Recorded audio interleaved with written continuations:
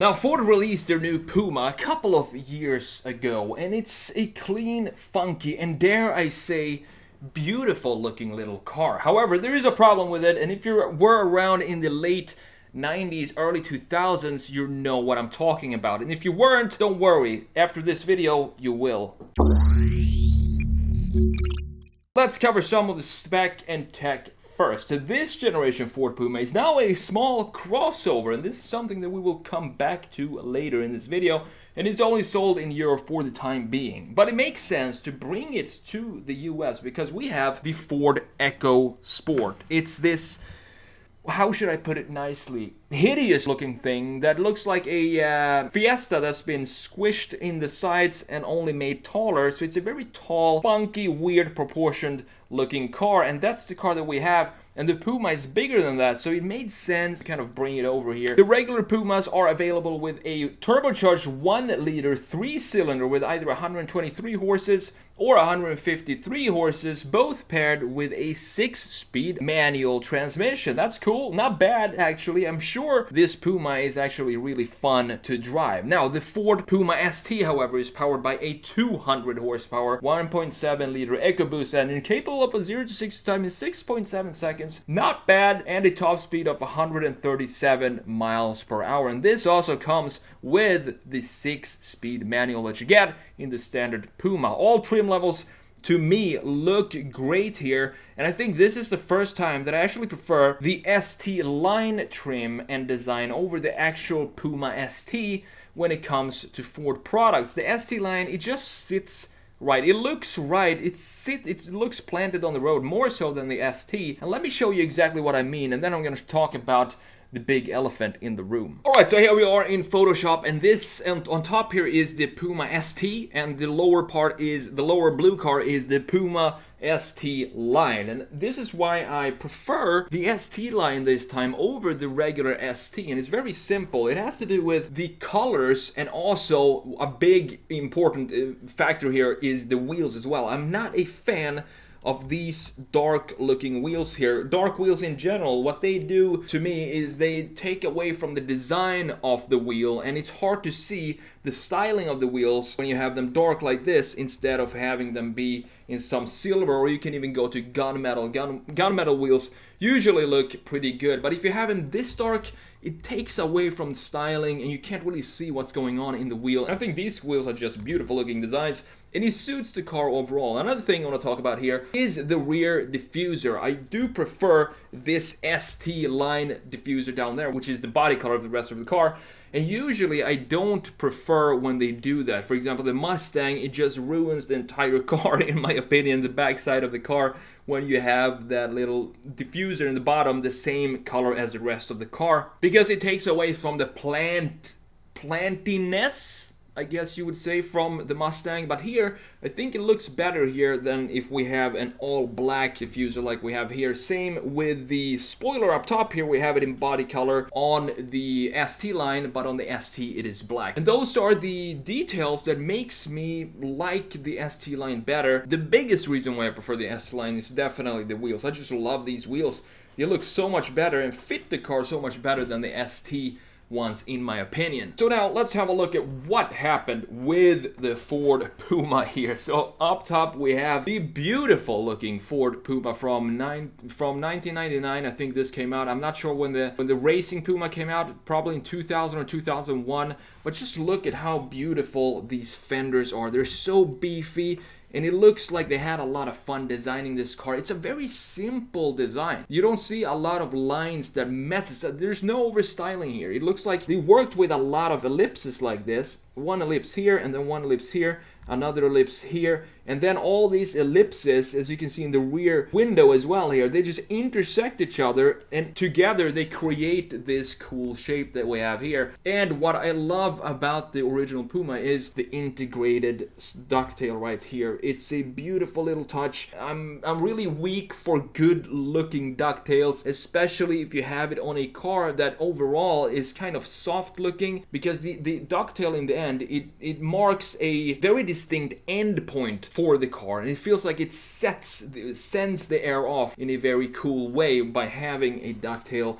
like this, and especially right here where it's so integrated in the overall styling of the car with its curvature like this, almost like a big ellipse going around like this. And that of course comes back again down here in this graphic. So this follows almost the same curvature as the main ellipse. It's like they took a big ellipse as a template for the rear end and then just started to stylize everything within that ellipse. It's sometimes how I sketch cars as well when I sketch them from this view specifically. And I also love these wheels on the original Puma, these rally car inspired wheels. I think they suit the car and they really contrast well to the beautiful blue paint, imperial blue, that we have on the racing Puma here. And then we have the current generation Puma down here. It's not, as I said, it's not a bad looking car. I really like the way this car looks because you have a very solid shoulder line, and this shoulder line here reminds me of the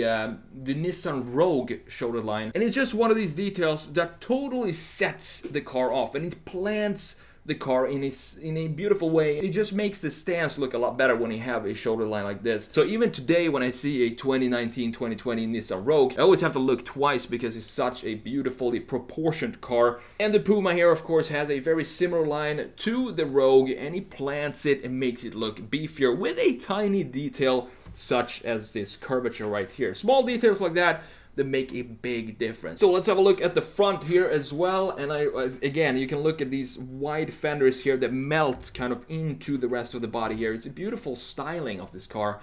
This is the type of styling that I see coming back now with, you can even look at we can take the Rogue for example. If you look at the new Rogue that was just released and compare it to the 2019 and 2020, there is a subtleness to the new one. I prefer the 2020 actually because of that shoulder line that I was talking about. But it's less styling and more focused on graphic features, which I've been saying for eternity that it's coming back now, and we see that with major manufacturers doing that as well. And I think that's what I said, that the design language of the Puma, the Cougar, and the Ford Ka, I think they were kind of ahead of its time. For example, you can see the headlights right here. It's something that they modernized pretty well with the new one. And I think the new one, same thing here. I like the frog face. I like the sportiness of having the headlights integrated in the front fender instead of having them be more forward. I also am not a fan of the trend now where you have the running lights being a tiny strip of LED and then you have the main headlight being somewhere here in the bumper. I'm glad Ford kept it this way. This looks like a baby Macan, and I really like the styling overall of this new Puma here. So the original racing Puma. This is my, of course, and I guess everybody's favorite Puma ever. And it was limited to 1,000 cars, and it was really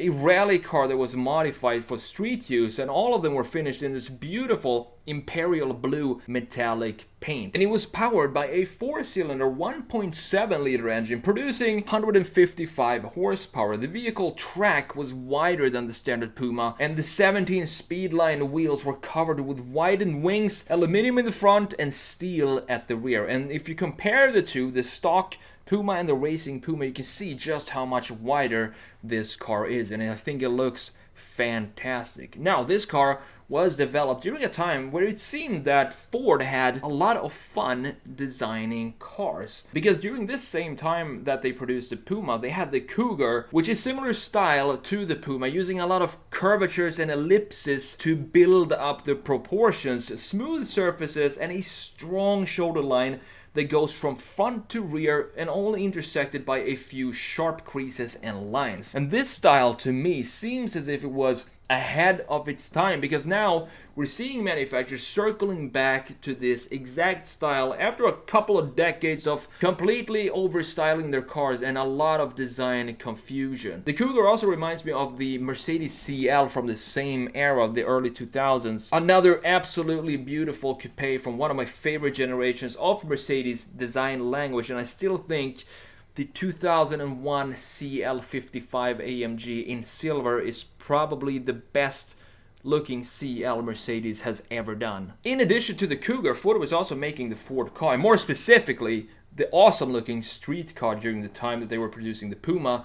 But with so many other cars, they've totally butchered these nameplates. Just have a look at the original street car that was in development, in production when the Puma was in production, and now have a look at the current Ford car. Something obviously went completely wrong here. And we also have, this happened to a lot of cars. We have the Mitsubishi Eclipse of the same era, looking awesome, very fast and furious car. And it's a cool looking car. It has the same kind of style as the Puma, with very 90s, almost a bit more melted cheese than a Puma, but it's still a cool looking car. And then look at what they did to the Eclipse. They also added the cross to make it obvious that it's not the same Eclipse, but they still used the name Eclipse in there, and that's all that matters. Even though if you add a cross to it, it means obviously there's going to be a boring car. Still, the point is, the Eclipse is ruined. So what's my point with this whole video here? Look, the new Puma, I think, is a really good looking car. I would say it's a beautiful looking car, actually. But don't resurrect old classic nameplates that we associate with awesome cars and great childhood memories and turn them into modern pieces of mass-produced crap. And especially if all of them are going to be crossover hatch SUVs or whatever it is you call them nowadays. Because if you're going to do that, it's very simple. Just change the name.